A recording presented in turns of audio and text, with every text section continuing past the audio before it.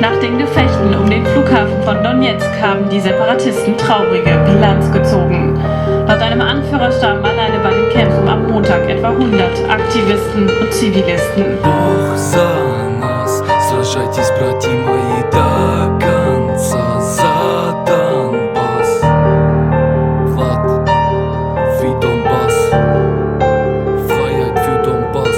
Ihr nennt sie Separatisten im Kampf gegen Faschisten, doch es sind ältere Menschen, Mütter, Väter mit Kindern. Ich könnte weinen, wenn ich sehe, wie unser Blut auf den Boden fließt. Ein Zionist, der unsere Brüder in den Tod schickt. Der Bastard wurde gestellt von den westlichen Ländern dank so einem.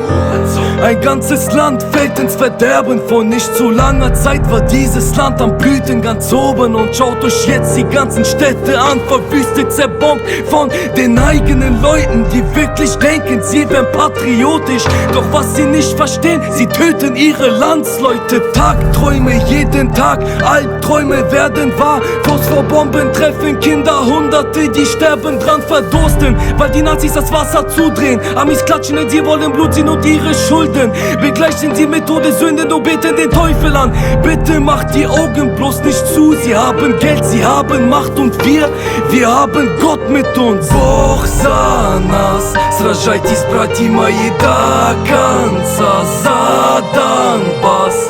Вы родились, чтобы побеждать, вечная слава ополченцам, небо плачет в этот трудный час. Бог за нас, сражайтесь, братья мои, до конца за Донбасс.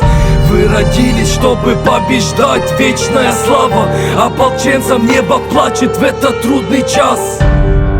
Teile der Menschen liegen auf dem Boden, Bomben fallen von oben, schon wieder wurde ein Kind getroffen. Doch Europa interessiert es nicht, sie sieht es nicht, weil jede Rüstungsindustrie profitiert vom Krieg. Ich fühle mich machtlos, schwach, einfach sprachlos, baff, weil ich dagegen nichts machen kann, wird mein Hass so stark. Ich kriege nachts keinen Schlaf, weil ich die Schreie in meinem Kopf habe. Das Leiden ist enorm, gerade der Brüder, die mit Stolz fallen. Ich bete jeden Tag zu Gott, bitte stopp den Krieg, es ist noch nicht passiert, doch Hoffnung stirbt zuletzt.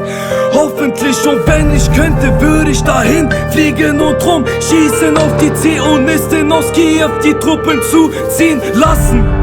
Sie stellen Geld über Leben, verbrannten lebendig die Menschen in Odessa und wollen nicht drüber reden. Was ist das für ein Leben? Ich scheiß auf Merkels Regeln, ich heb die Hände in die Luft, Freiheit für Donbass. Бог за нас, сражайтесь, братья мои, до конца за Донбасс.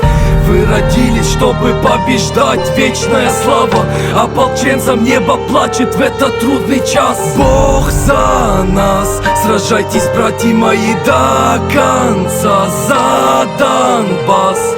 Вы родились, чтобы побеждать, вечная слава ополченцам, небо плачет в этот трудный час.